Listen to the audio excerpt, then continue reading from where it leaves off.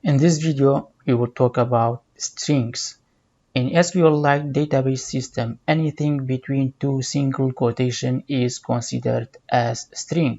In other database systems like Microsoft SQL, we are using two double quotations instead of two single ones. We have some common functions which are used with string. Below is the list of the most used string functions, which we will go through them one by one. So let's get started and start with substring. The SQLite substr function returns a substring from a string starting at that position you are specifying. For example, we have SQL lesson. When we write substr function, we have to specify two numbers. The first number is where you want to start the extraction. For example, we have 5. So the first character is number 1 and the number 5 is L. So from L, we will start the extraction. And the second number is how many characters you want to extract after you specify the position. So we specified four characters. So the L is 1, 2, 3, 4. And also we can specify a negative number for the starting position of the extraction.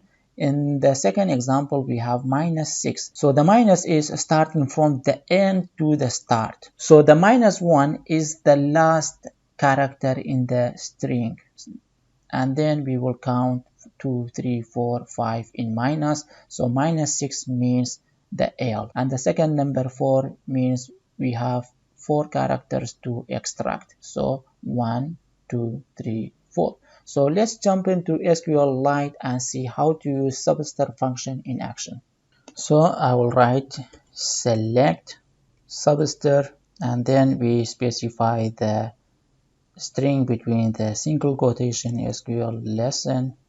Now I'm specifying the position where we want to start the extraction. So as in the example we wrote 5, then how many characters? 4. Let's run this and see what will happen. As we see, we have less as a result of substr function. Now let's use it on a column name. Let's see how to use substr function on a column name. Let's take the album table from the album database. We have 5 columns and let me select everything.